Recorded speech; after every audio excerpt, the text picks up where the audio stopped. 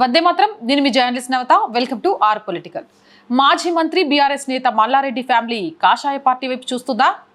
Family మొత్తానికి సీట్లు కావాలని బీజేపీ ముందు డిమాండ్ పెట్టారా? బీఆర్ఎస్లో ఉంటే రాజకీయ జీవితం ఉండదనే అంచనాకు వచ్చారా? బీజేపీ తరఫున పోటీ చేస్తే తన ఆస్తులు ఇబ్బంది ఉండదని ఫిక్స్ అయ్యారా? మల్లారెడ్డి ఫ్యామిలీ ఎవరెవరికి సీట్లు అడిగింది? చామకూర మల్లారెడ్డి తెలుగు రాజకీయాల్లో ప్రత్యేక ముద్ర వేసుకున్న నేత. పాలమ్మినా పూలమ్మినా అంటూ జనాన్ని మాటలతో ఆకట్టుకుంటారు. ఆయన ఏ పార్టీలో ఉన్నా ఏం చేసినా సంచలనమే. రాజకీయాల్లోకి వచ్చినప్పటి నుంచి మల్లారెడ్డి ఓటమి అన్నది లేకుండా విజయాలు సాధిస్తూ వస్తున్నారు. తెలంగాణలో పాలిటిక్స్ మారుతుండడంతో మల్లారెడ్డి అలర్ట్ అవుతున్నారు.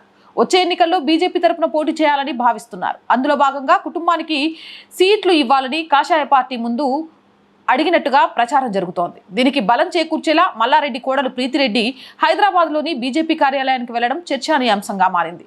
మల్లారెడ్డి తన ఫ్యామిలీతో కలిసి బీజేపీలో చేరడానికి రంగం సిద్ధంగా ఉన్నారని బీజేపీ నేతలు చెబుతున్నారు. కోడలు ప్రీతిరెడ్డికి మల్కజ్గిరి ఎంపీ సీట్లు అడిగినట్టుగా తెలుస్తోంది. ఇక తాము అడిగినట్టు టికెట్ ఇస్తే మల్కజ్గిరి ఎంపీతో పాటు ఆ పార్లమెంట్ సెగ్మెంట్ పరిధిలోని 7 అసెంబ్లీ స్థానాల ఖర్చు తానే భరిస్తానని మల్లారెడ్డి కమలం నేతలకు ఆఫర్ ఇచ్చారట. ఈ ప్రతిపాదనకు కమలనాథుల నుంచి ఎలాంటి స్పందన వస్తుంది అనేది రాజకీయ వర్గాల్లో హాట్ టాపిక్ గా మారింది. బీజేపీలో చేరికకు మల్లారెడ్డి ఫ్యామిలీ వేగంగా పాములు కదుపుతుంది.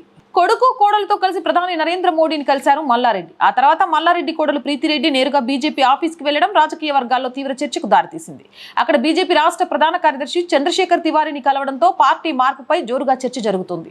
విద్యా సంస్థలు, వ్యాపారాలు ఉన్నవారు ఒక రాజకీయ పార్టీలో ప్రజాప్రతినిధులుగా ఉన్నవారు మరొక పార్టీ కార్యాలయానికి వెళ్లడం అంత ఆషామాషి వ్యవహారం కాదంటున్నారు. అంతేకాకుండా మల్లారెడ్డి కుటుంబం బీజేపీలో చేరుతుందన్న ప్రచారం అప్పటి నుంచే సాగుతోంది. కమలం పార్టీ కీలక నేతల సహకారంతో మల్లారెడ్డి అగ్రనాయకులకు టచ్ లో వెళ్లినట్లు తెలుస్తోంది. ఇక మల్లారెడ్డి కుటుంబం చేరికకు అగ్రనాయకత్వం సైతం గ్రీన్ సిగ్నల్ ఇచ్చినట్లు సమాచారం. వచ్చే ఎన్నికల నాటికి ఆయన ఫ్యామిలీ కాషాయ పార్టీ నుంచి పోటీ చేస్తారని ఆ పార్టీ నేతలు చెబుతున్నారు. బీజేపీలో చేరిక అంశాన్ని మల్లారెడ్డి కుటుంబం మాత్రం ఖండిస్తోంది. బీఆర్ఎస్ ఎమ్మెల్యేకు ప్రధాని అపాయింట్మెంట్ దొరకడం, ఆ తర్వాత కొడలు బీజేపీ ఆఫీస్ కు వెళ్లడం వెనుక చాలా మతలబు ఉందని కమలం పార్టీ నేతలే చెబుతున్నారు. ఏదైనా కార్యక్రమానికి ప్రజాప్రతినిధులు, అధికారులు, రాజ్యాంగబద్ధ పదవుల్లో ఉన్న వారిని ఆహ్వానిస్తారని అంటున్నారు. కానీ మల్లారెడ్డి కోడలి బీజేపీ నేతలు ఆమె ఆఫీస్ కు వెళ్లి ఆహ్వానించడం మామూలు విషయం కాదు. ప్రీతిరెడ్డి ప్రత్యక్ష రాజకీయాల్లోకి వస్తున్నారని, బీజేపీలో చేరతారని ఆ పార్టీ నేతలు బల్లగుద్ది చెబుతున్నారు. అన్ని రకాలుగా లెక్కలు వేసుకున్నాకనే బీజేపీ నేతలు మల్లారెడ్డి కుటుంబానికి గ్రీన్ సిగ్నల్ ఇచ్చినట్లు తెలుస్తోంది. మల్లారెడ్డి కుటుంబం ప్రస్తుతం బీఆర్ఎస్ లో ఉన్న వారి మనసంతా కాంగ్రెస్, బీజేపీలో ఉందంటున్నారు ఆయన అనుచరులు. కాంగ్రెస్ లో చేకూర్చుకునేందుకు సీఎం రేవంత్ రెడ్డి సుముఖంగా లేకపోవడంతో కర్ణాటక డిప్యూటీ సీఎం డీకే శివకుమార్ ని కలిశారు. కాంగ్రెస్ నుంచి టికెట్లు సంపాదించేందుకు మల్లారెడ్డి ప్రయత్నం విఫలమించింది. ఇక రేవంత్ రెడ్డి ఉన్నంత వరకు కాంగ్రెస్ లో ఎంట్రీ కష్టమని భావించి బీజేపీలోకి వెళ్లేందుకు ప్రయత్నాలు చేస్తున్నట్లు సమాచారం. ఇప్పటికే విద్యా సంస్థలను నడుపుతున్న మల్లారెడ్డి వచ్చే విద్యా సంవత్సరం నుంచి దేశవ్యాప్తంగా ఒకేసారి 18 మెడికల్ కాలేజీలను ప్రారంభించాలని నిర్ణయించారు. వీటి కోసం దరఖాస్తు కూడా చేసుకున్నారని సమాచారం.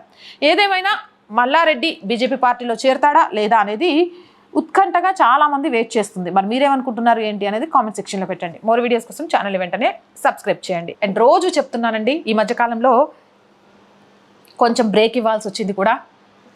ఫస్ట్ వీక్ శాలరీస్ కోసం చాలా ఇబ్బంది ఉంటుంది. నేను మీకు చెప్పాల్సిన అవసరం లేదు.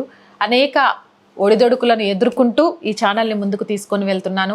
మీ అందరి సహకారం ఉంటుంది అనే ధైర్యంతోనే ఆ సహకారాన్ని అందిస్తారు అని ఆశిస్తున్నాను. సహకారం అందించాలి అంటే నేను చెప్పవసరంలే, సబ్స్క్రిప్షన్ పక్కనే జాయిన్ అనే బటన్ ఉంది. 1 to 5 లెవెల్స్ ఉన్నాయి. ఏదో ఒక లెవెల్లో సపోర్ట్ చేయొచ్చు, లేదా స్క్రీన్ మీద గూగుల్ పే, ఫోన్పేతో పాటు అకౌంట్ డీటెయిల్స్ ఇస్తున్నాము. మీకు తోచిన సహాయాన్ని చేయొచ్చు. అలాగే బ్యాంక్ అకౌంట్ డీటెయిల్స్ కూడా ఇస్తున్నామండి. కొన్నిసార్లు చాలామంది కాల్ చేసి ఫెయిల్ అవుతున్నాయి అని చెప్తున్నారు. ఫోన్పేకి లిమిట్ ఇచ్చారు కాబట్టి అంతకు మించి ఒక 10 ట్రాన్సాక్షన్స్ జరిగినాయి అంటే ఆగిపోతుంది. అందుకే అకౌంట్ డీటెయిల్స్ కూడా ఇస్తున్నాము. సో ఈ నెల ఆర్ వాయిస్ని ఆర్థిక ఇబ్బందుల నుంచి బయటపడేయాల్సిన బాధ్యత మీదే. అలాగే ప్రతి వీడియోని లైక్ చేస్తూ ఉండండి, షేర్ చేస్తూ ఉండండి. ఎలాంటి వీడియోస్ చేస్తే బాగుంటుంది అనేది కామెంట్ సెక్షన్లో తెలియజేస్తూ ఉండండి. మీకు తెలిసిన వాళ్ళందరితో ఛానల్ని సబ్స్క్రైబ్ చేస్తూ ఉండండి.